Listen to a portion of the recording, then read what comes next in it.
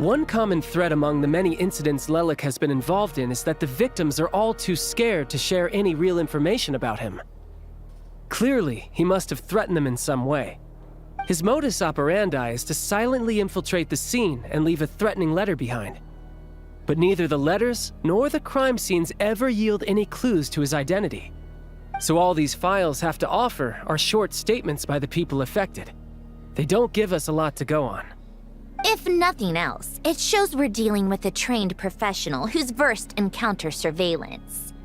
Yes, and to that point, he often strikes in highly secure locations.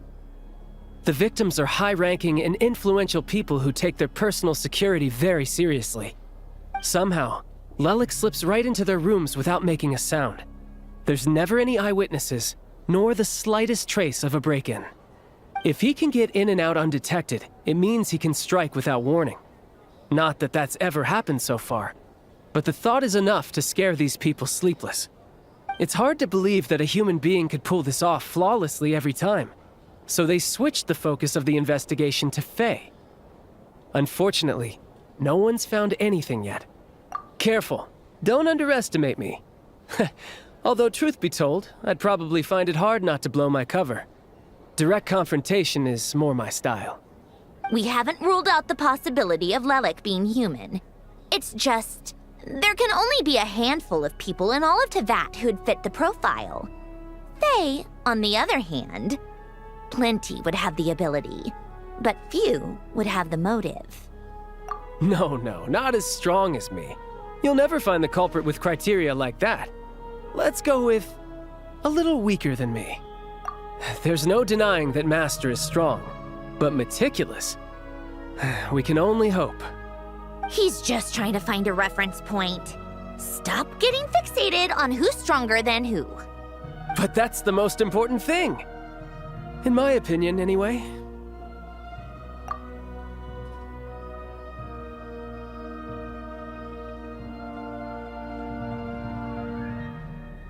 Odette?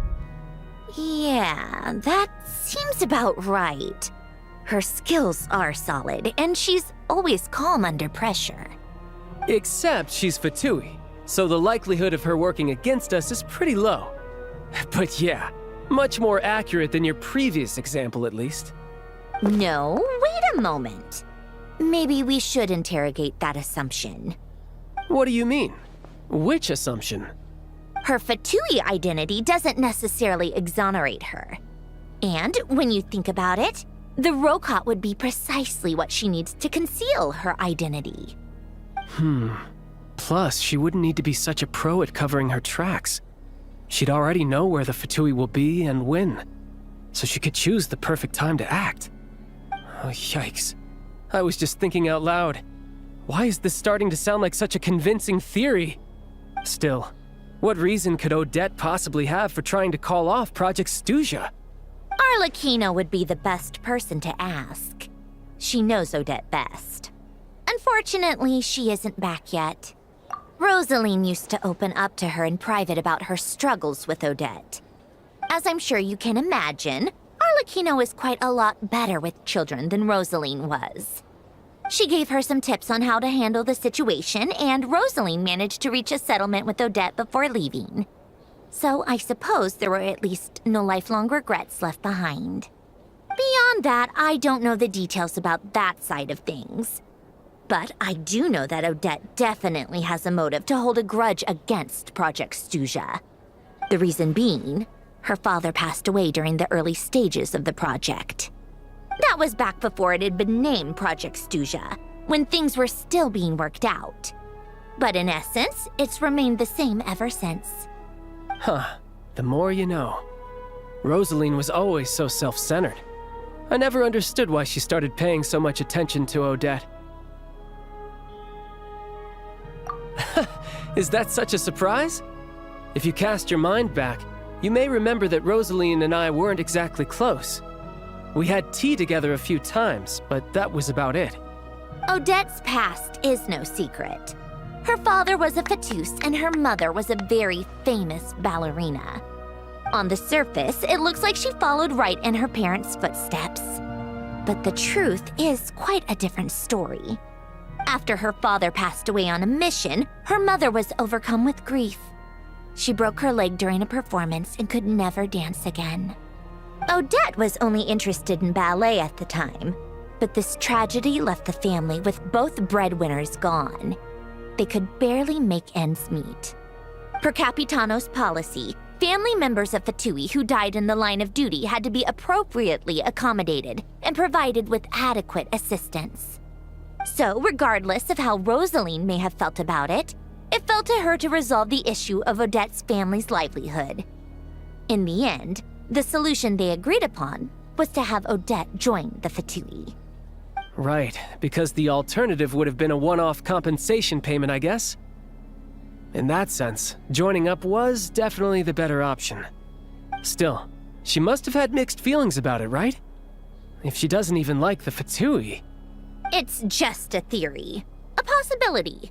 But as a motive for Odette to become Lelek, it holds up. That said, I have no idea where Odette's head is at right now, or what her conflict with Rosaline was about. Plenty of people were on bad terms with Rosaline. I have no intention of trying to figure it all out. Yes, but there's not much point in discussing that now. Yeah, back to Lelek. Since our investigations so far have turned up next to nothing, we've got nothing to lose by trying a new angle. Funnily enough, Tonya and I had actually made plans to go to the theater tomorrow to watch Odette's rehearsal. Unfortunately, thanks to this Lelek situation, I'll be stuck working overtime again. Which means you can go in my place. No point wasting the ticket, plus you'll get to meet Tonya. Spirit Seeker. Quite the classic ballet. It was passed down through Odette's mother's family for generations, though it hasn't been performed in years. But Odette's been practicing it diligently, and it's finally ready for a return to the stage. Excitement is through the roof. Tickets for the official performance sold out long ago. Tonya's excited for it too. She's desperate to see it no matter what. Personally, it's not really my kind of thing, but since she's my little sister, I had to figure something out. I've actually seen it several times before. The story's pretty straightforward. The lead character follows a trail of clues left behind by a spirit, gradually recovering her memories along the way. It's a tale of love and regret. So not exactly reinventing the wheel, at least by today's standards. But when that classic melody kicks in and the lead character begins to dance, it always gets me. It really is beautiful. Not an easy dance to do justice to, though.